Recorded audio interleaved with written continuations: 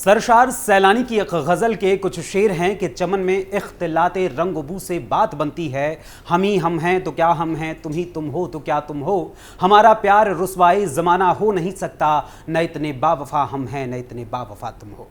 नमस्कार, Vande Mataram. Capital TV Uttar Pradesh पर हाजिर हूं मैं अखिलेश पांडे लेकर हमारा खास प्रोग्राम थर्ड आई, जिसमें आज बात होगी यूपी की सियासत में हुए उस खेल की जिसमें बटेंगे तो कटेंगे सपा के पीडीए पर भारी पड़ गया है। और इसके साथ ही उपचुनाव वाले दिन हुए बवाल और साथ ही चुनाव परिणाम के दिन सपा के खेमे में मची हलबली, यानी कि उनके खेमे में जो हलचल मची है, जो खलबली मची है, उसके बारे में भी आज मैं आपको विस्तार से बताऊंगा। बीते 15 अक्टूबर को चुनाव आयोग ने सीसामऊ, फूलपुर, करहल, कुंदरकी, कटहरी, मझमा, खैर, गाजियाबाद और मीरापुर विधानसभा सीटों पर हुए यानी होने वाले उपचुनाव का ऐलान किया था, जिसमें चुनाव लड़ने के लिए कई उम्मीदवार चुनावी मैदान में उतरे, मगर मुख्य मुकाबला भाजपा और सपा के बीच का रहा। और इस उपचुनाव में सबसे ज्यादा हुई चर्चा तो पोस्टर पॉलिटिक्स और स्लोगन पॉलिटिक्स की, जिसको लेकर धमाचौकड़ी कुछ ऐसी मची रही कि बटेंगे तो कटेंगे नारे का जवाब देने के लिए सपा और कांग्रेस की ओर से कभी 27 का सत्ताधीश, कभी जुड़ेंगे तो जीतेंगे, हम साथ रहेंगे तो सारा जहां हमारा, सारे जहां से अच्छा हिंदुस्तान हमारा, कभी तुम बटने कटने का राग लिखो, हम तारीख का हिसाब लिखेंगे, तुम नफरत का योग लिखो, हम तरक्की का संयोग लिखेंगे, तुम जमी पे जुल्म लिखो, हम आसमां में पीडीए का इंकलाब लिखेंगे, तो कभी पीडीए की होगी जीत, एकता की होगी जीत, अली भी हैं, बजरंगबली भी हैं, संग पीडीए के एकता की टोली भी है, जिसे देख विरोधियों में मच गई खलबली भी है। जैसे तमाम नारों को सियासी बाजार में उतारा गया और लगातार सपा प्रमुख अखिलेश यादव ने तमाम रैलियां भी की और अपने ट्वीट्स के माध्यम से, ट्वीट्स के सहारे भी लगातार वार पर वार करने का काम किया, लेकिन उनके सारे तामझाम पूरी तरीके से धराशायी हो गए और सीएम योगी के बटेंगे तो कटेंगे नारे ने बाजी मार ली। 2022 के विधानसभा चुनाव में जिन 4 सीटों पर सपा की जीत हुई थी, उसमें करहल, सीसामऊ, कुंदरकी और कटहरी विधानसभा सीटें शामिल थीं और उन सीटों पर भी सपा को करारी टक्कर मिली। और साथ ही जिसका अनुमान सपा लगा रही थी और ये दावा कर रही थी कि 9 की 9 सीटों पर सपा ही जीतेगी, यानी कि अखिलेश यादव ये दावा कर रहे थे कि सपा पूरी तरीके से मैदान साफ कर देगी, वो सारे दावे फेल हो गए। यहां तक कि प्रयागराज में यूपीपीएससी के मुख्यालय के सामने जो आरओ, एआरओ और पीसीएस प्री की परीक्षा के परीक्षार्थी अपने हक की लड़ाई लड़ रहे थे, उन्हें भी सपा प्रमुख अखिलेश यादव ने अपनी सियासी फायदे के लिए अपने माध्यम से सामने लाने और उसका इस्तेमाल करने की कोशिश की। और साथ ही अखिलेश यादव ने जितनी चुनाव प्रचार में मेहनत नहीं की, उससे कहीं ज्यादा एक्टिव वो चुनाव वाले दिन यानी 20 नवंबर को सोशल मीडिया पर दिखाई दिए और उन्होंने एक एडिटेड वीडियो मीरापुर विधानसभा सीट से जुड़ी हुई भी साझा की और यह दावा किया कि पुलिस मतदाताओं को वोट देने से रोक रही है और इसकी शिकायत भी उन्होंने चुनाव आयोग से की, मगर जनता ने खुद ही उन्हीं के उस ट्वीट में उनकी चालबाजी का जवाब देते हुए उस पूरी वीडियो को साझा किया, जिसे अखिलेश यादव ने अपने एजेंडे के अंतर्गत फिट करते हुए उसे शेयर की थी।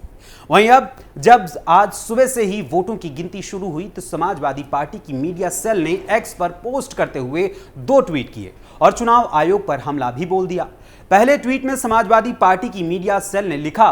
कि सभी समाजवादी निष्ठावान कार्यकर्ताओं से अपील है कि जनता के मत को लुटने ना दें और पूरी सतर्कता से मतदान स्थल पर जमे रहें और एक एक वोट की गणना का ध्यान रखें। किसी भी प्रकार की बेईमानी, धांधली होने या उसकी आशंका पर फोटो वीडियो बनाकर सोशल मीडिया पर डालें और पार्टी को भेजें और पार्टी नेताओं को अवगत कराएं एवं यहां एक्स प्लेटफॉर्म पर इलेक्शन कमीशन ऑफ इंडिया यानी कि भारत के निर्वाचन आयोग को एवं समाजवादी पार्टी को अवश्य टैग करें। मतगणना संपन्न होने तक कतई मतदान स्थल को न छोड़ें एवं पूर्ण सतर्कता से मतगणना करवाएं। भाजपा मतगणना में बेईमानी कर सकती है और इलेक्शन कमीशन ऑफ इंडिया एवं पुलिस प्रशासन का रवैया तो मतदान के दिन सबने देखा ही है। जनता को भरोसे और अपने साथ में रखें और जनता को पूरा सच भी बताएं। वहीं इसके साथ ही कुछ देर बाद समाजवादी पार्टी की मीडिया सेल ने एक और ट्वीट किया, जिसमें उन्होंने लिखा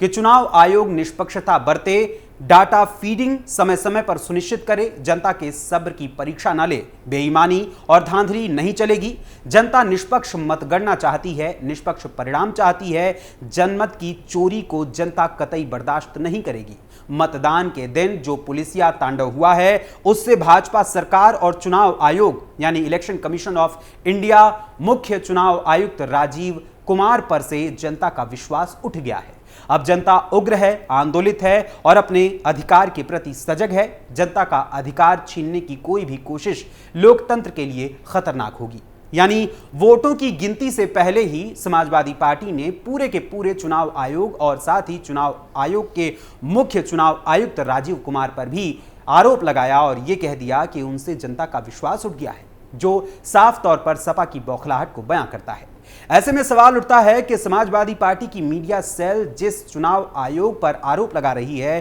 कि उस पर से जनता का विश्वास पूरी तरीके से उठ गया है, तो क्या लोकसभा चुनाव का जब परिणाम आया था और खुद समाजवादी पार्टी देश की तीसरी सबसे बड़ी पार्टी बनी थी जिसने यूपी में एक बड़ी जीत हासिल की थी, तो क्या उस समय जनता का विश्वास सिर्फ इसलिए चुनाव आयोग पर बना रहा क्योंकि समाजवादी पार्टी की जीत हुई या समाजवादी पार्टी को सर्वाधिक सीटें यूपी में हासिल हुई थी?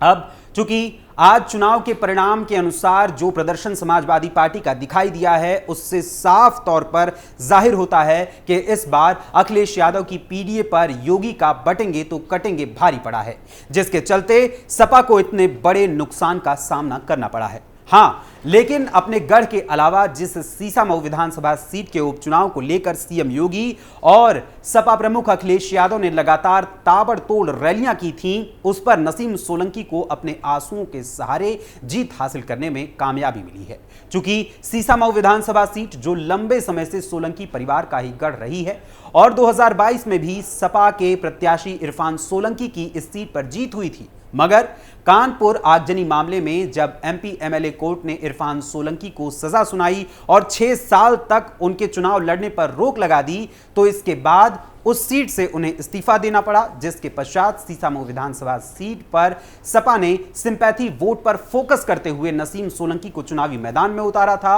और नसीम सोलंकी अपने चुनाव प्रचार के दौरान अपने आंसुओं के सहारे जनता से वोट मांगती हुई नजर आई थी, जिसका अंततः उन्हें फायदा भी मिला। और साथ ही लगता है कि दीपावली के मौके पर शिव की शरण में जाने का नसीम सोलंकी को फल मिला है और उन्होंने जीत हासिल की है। वहीं मैनपुरी की करहल विधानसभा सीट पर जहां अखिलेश यादव ने सपा की ओर से तेज प्रताप सिंह यादव को चुनावी मैदान में उतारा था, तो वहीं भाजपा ने इस सीट पर सपा को झटका देते हुए सपा सांसद धर्मेंद्र यादव के बहनोई को ही चुनावी मैदान में उतारते हुए अपना तीर छोड़ा था। यानी कि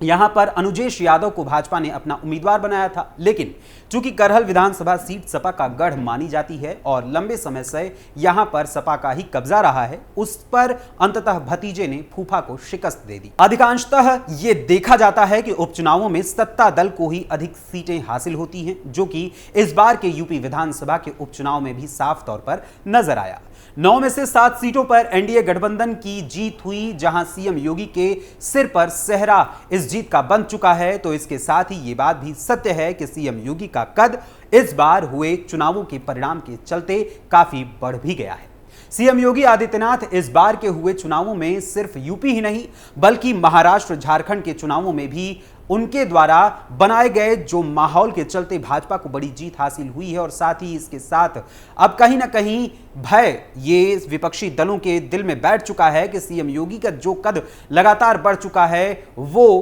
कहीं ऐसा ना हो कि आगे चलकर 2027 के चुनाव यानी 2027 के यूपी विधानसभा चुनाव के बाद जब लोकसभा का चुनाव हो तो ऐसे में कुछ इस प्रकार का दृश्य देखने को ना मिले कि एक बार फिर से योगी का प्रभाव दिखे और केंद्र में भाजपा की पुनः वापसी हो। और इसके साथ ही यहां पर मुझे यह कहने में कोई भी गुरेज नहीं है कि ऐसा हो सकता है कि सीएम योगी का जो कद काफी हद तक इस बार के चुनाव से बढ़ा है और उनके संगठन और सरकार में बनी जो पकड़ है वो लगातार बढ़ी है और उन्हें लोगों के बीच काफी लोकप्रियता भी हासिल हुई है, जिसका परिणाम यह हो सकता है कि आने वाले लोकसभा चुनाव में संभव हो कि सीएम योगी आदित्यनाथ को भाजपा की ओर से प्रधानमंत्री पद के उम्मीदवार के तौर पर भी रखा जा सकता है या उन्हें देखा जा सकता है। फिलहाल अब चुनाव परिणाम आप सभी के सामने हैं, तो ऐसे में मैं आप सभी से जानना चाहता हूं, यानी कि यूपी की जनता से जानना चाहता हूं कि क्या सीएम योगी की बढ़ती लोकप्रियता और उनकी कार्यशैली को जो आप इस समय देख रहे हैं उससे लेकर आप क्या सोचते हैं, और क्या आपको भी लगता है कि अगले प्रधानमंत्री